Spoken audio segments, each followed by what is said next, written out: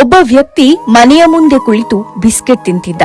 Gate ಆಚೆ ಹಸಿವಿನಿಂದ ಬಳಲ್ತಿದ್ದ ಒಂದು ಬೀದಿ ನಾಯಿ ಅವನ ಕೈಯಲ್ಲಿದ್ದ ಬಿಸ್ಕೆಟ್ಗಾಗಿ ಬಾಲ ಅಲ್ಲಾಡಿಸ್ತಾ ಗೇಟ್ ಅನ್ನ ತನ್ನ ಕಾಲಿನಿಂದ ಸವರತೊಡಗಿತ್ತು. ಆದ್ರೆ ಆ ವ್ಯಕ್ತಿಗೆ ಕರುಣೆ ಬರಲಿಲ್ಲ. ಕೋಪದಿಂದ ಹೊರಬಂದು ಆ ನಾಯಿಗೆ ಕಾಲಿನಿಂದ ಒದ್ದು ಓಡಿಸಿದ. ನೋವಿನಿಂದ ನಾಯಿ ಕೂಗುತ್ತಾ ಅಲ್ಲಿಂದ ಹೊರಟಿತ್ತು. ಕೆಲವೇ ದಿನಗಳಲ್ಲಿ ಆ ವ್ಯಕ್ತಿಯ ಕಾಲಿನಲ್ಲಿ ವಿಚಿತ್ರವಾದ ಅಲರ್ಜಿ ಕಾಣಿಸಿಕೊಂಡಿತ್ತು. ಎಷ್ಟೇ ಔಷಧಿ ಮಾಡಿದ್ರೂ ಗುಣವಾಗಲಿಲ್ಲ. ಒಬ್ಬ ವೃದ್ಧರು ಹೇಳಿದ್ರು, ಹಸಿದ ಜೀವಿಗೆ ಮಾಡಿದ ನೋವು ಮನಸ್ಸಿಗೆ ಮಾತ್ರವಲ್ಲ, ಬದುಕಿಗೂ ಮರಳಿ ಬರುತ್ತದೆ. ಪ್ರತಿದಿನ ಆ ನಾಯಿಗೆ ಊಟ ಹಾಕು ಎಂದು ಹೇಳಿದ್ರು. ಆ ಮಾತು ಕೇಳಿದ ವ್ಯಕ್ತಿ ಪ್ರತಿದಿನ ಅದೇ ನಾಯಿಗೆ ಬಿಸ್ಕೆಟ್ ಮತ್ತು ಆಹಾರ ಕೊಡಲು ಆರಂಭಿಸಿದ. ಮೊದಲಿಗೆ ನಾಯಿ ಹೆದರಿತು, ನಂತರ ನಿಧಾನವಾಗಿ ಅವನನ್ನ ನಂಬಿತು. ಕೆಲವೇ ವಾರಗಳಲ್ಲಿ ಆಶ್ಚರ್ಯಕರವಾಗಿ ಅವನ ಕಾಲಿನ ಅಲರ್ಜಿ ಕೂಡ ಕಡಿಮೆಯಾಗತೊಡಗಿತ್ತು. ಇದು ಮಂತ್ರವಲ್ಲ, ಕರುಣೆಯ ಶಕ್ತಿ.